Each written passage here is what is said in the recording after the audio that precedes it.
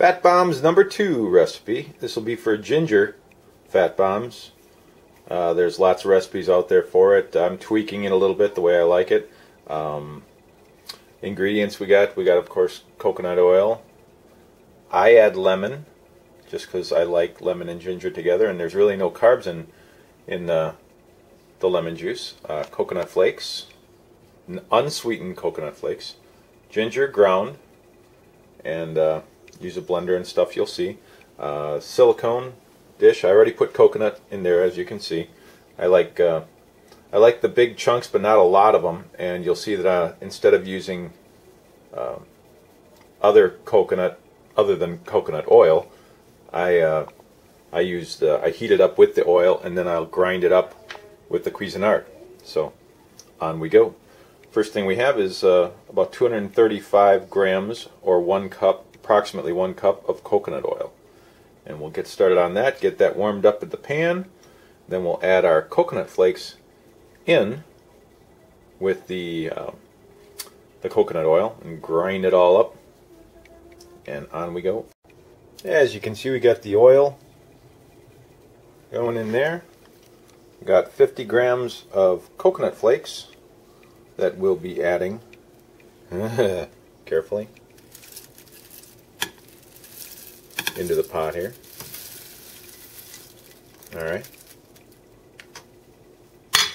And that'll slowly, you don't want to do it quickly, just because I don't want anything scorching or anything. We'll let that soak in there and melt till it's all melted up, and then we'll get the Cuisinart going. Okay, I put 1 tablespoon of the lemon juice in with about 3 tablespoons of the sweetener. Now, I don't usually show that because everybody can put whatever differences they want in there. You don't even have to put the lemon in, although I like it. And when it comes to the sweeteners, you choose your own, whether you got stevia or, you know, whatever sweetener you want to use. And then we'll put in 2 teaspoons of ground ginger, you know, approximately. I'm not doing this. I'm doing this one-handed.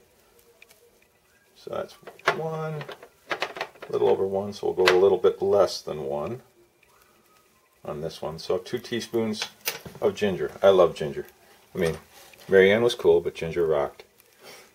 Alright, now we'll get, oh, by the way, didn't have enough oil in there to really use the Cuisinart in there, so I'm going to move it into this into this narrower cup here, because if you try to put the Cuisinart in there, you're going to get oil splashing around. I already had that once before. I don't want that. So, and you got to keep the heat on low. I even had it on low, and it still made the coconut get a little bit toasty, almost toasted. So we'll get that mixed in here. Okay, now as you can see, we put the oil and the coconut in with the ginger, the sweetener, and mix it up. See how much narrower that is? You can actually get it in there so it's not going to be splashing up, so it works out a lot better to grind up the coconut. Also, as a word of note, just safety-wise, you don't bring the oil up to any kind of a real hot, all you have to do is melt the oil. You don't have to bring it up to where it's boiling, or, well, boiling oil. But anyway, because I add lemon juice, you could create a real flash as far as evaporation, so you don't want to do that when you pour the oil in to the lemon juice. You could get some pretty explosive results. You don't want to get burned. There's no reason to get the oil that hot. I get it hot enough just to melt, and maybe even a little bit over it, but other than that. Now we're going to mix it up.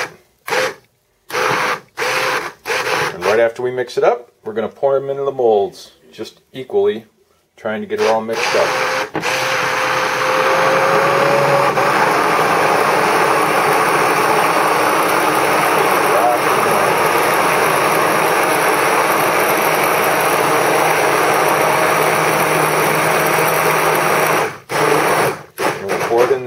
Pour it in next. All right. So, and as a reminder, because I forgot once again, if you're going to use a silicone pan, make sure you have a silicone molds. Make sure you have a pan underneath. I have a pan that fits perfectly, but for some reason I always forget to put it underneath there. So I got a little bit of oil around the edges because I had to transfer it onto it. So there you have it. They're equal depth-wise. That's what you're looking for. You're not going to get perfect because it does, because when you're grinding the coconut, you do get a granular coconut. So you're going to have to dish that out with a spoon in each one and then get the oil, a good mixture of the oil and the coconut in there so they're pretty equal, so your calorie counts will be relatively the same. Okay, and then we move them into the freezer, or if it's cold outside, you can move them outside. There we go. That's what they look like after all is said and done. That's only been about a half an hour in the freezer.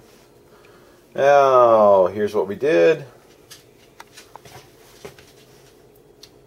Okay, so totals about 2,120 total calories, 12 servings. That comes down to 8 carbs, 177 calories per serving. And like I said, you can break them in half.